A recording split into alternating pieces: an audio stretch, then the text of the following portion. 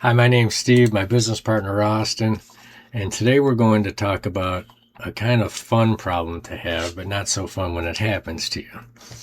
So, how to manage multiple clients without burning out. And if you're sitting here and you're new, you're thinking, oh, I'm going to love having that problem until you get there. But it is a much better problem to have than having no clients. But the moment you start to get your third, fourth client, that it starts to build up, something shifts. You're very excited. You know what you're doing is working. Everything's going pretty smooth. But there's all these different things now you've got to do. And where do you start? How do you even know where to start? And everybody's got like a different agenda. All these different businesses want you to do something different for them. So it can be very confusing.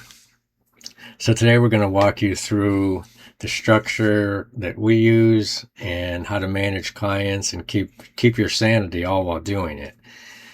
We talked about SOPs recently, and that's an important thing to kind of map out how your day is going to look. Because if you don't, you can definitely forget to do things and you'll lose businesses because of that. So as exciting as it was to get there, if you're not doing what you're supposed to be doing, you're going to lose those businesses just as easy as you got them. So burnout isn't actually about having too many clients. It's about your unclear systems, unclear expectations, and unclear boundaries, all those things. You haven't set up clarity. And so if you don't understand it, your customers don't understand it, and everything gets messed up. So how do you fix this problem? How do you get from, okay, I wanted all these clients, now what do I do with them? How do you fix that? How do you make it right? Because this is where you want it to be. So first off, set your client expectations up front. Let them know what you're going to do and how you're going to do it. Set your communication windows. We work Monday through Friday, and we'll respond within a day, whatever it is, but we don't work on the weekends unless it's an emergency. And there's not very many emergencies that happen with us.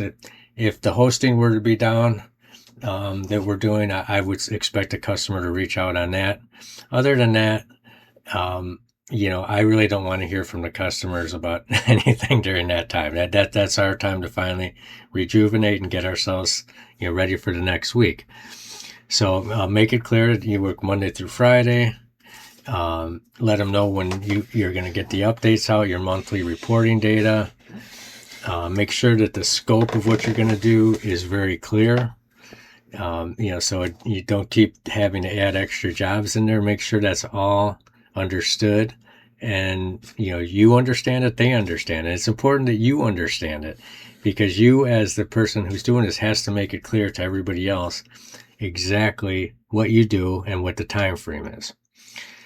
So time block by client, not necessarily by tasks. So in other words, work with the one client per time.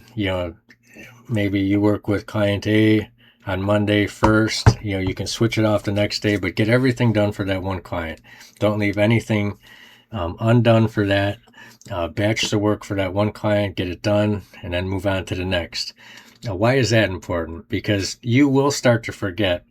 Let's say now we would only work with one client in a city, but let's just say these are all from different cities. Let's say we're working with Barry Law, we're working with High and Loons, we're working with and Sarah, all from Omaha, Nebraska, which we would not do, but if we were.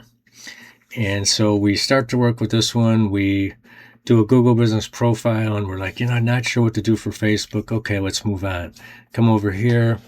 Boy, I don't know what to do for Google business profile. Well, let's put the Facebook up. And you can see where now you kind of forget as you're moving along from client to client. What did I do? What do I need to do? You don't want to waste time. You want to get everything done with one client and move on.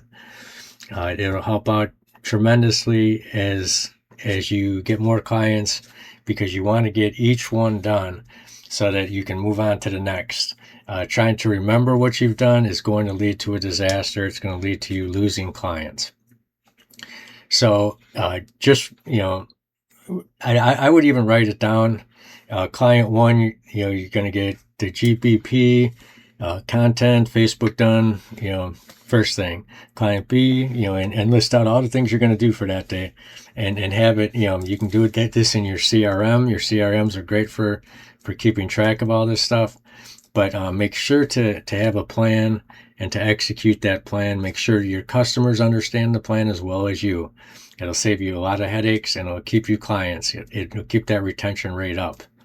All right, I'm going to turn it over to Austin for the last three. So just build a simple, repeatable system per client. So you don't need to reinvent the wheel every month. Just create a one-page SOP per client. What gets done, when, in what order. Use a project management tool like ClickUp, Trello, Notion. Pick one and stick with it. Monthly checklist per client so nothing slips through. Template your reports. Same format every month, just swap the numbers. When you have a system, you stop relying on memory. Memory is where things get dropped. Know your real capacity. Most agency owners take on too much because they don't track time, honestly. So track your hours per client for 30 days. The number will surprise you. Decide your ceiling, like how many hours per week do you want to work, and work backwards. If a client takes 8 hours a month and you have 80 hours available, you can handle roughly 8 to 10 clients max. So saying no to the wrong client protects your best clients. Protect your energy, not just your time.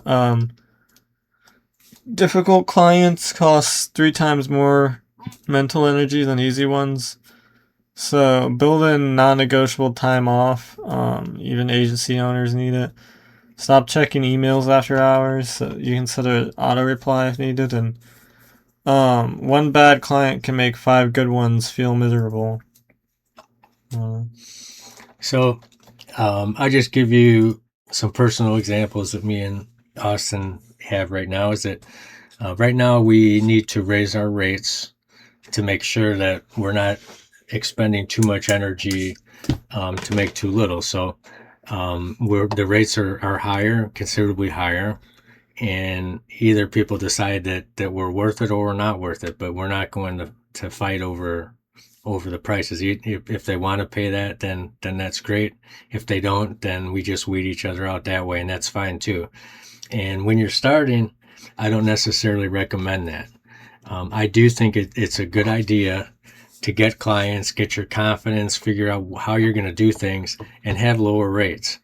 But once you get through maybe the 2 or 3 clients that you did for lower rates, I think it's a great time to boost your rates up and continue boosting as you're going. You'll figure out what's your goal in time and how many hours you have, just like this, figured out, and what you have to charge to get there. So this is a really important one, kind of an overlooked one, but it's something that to be very, very successful, to reach your goals, it's one of the most critical.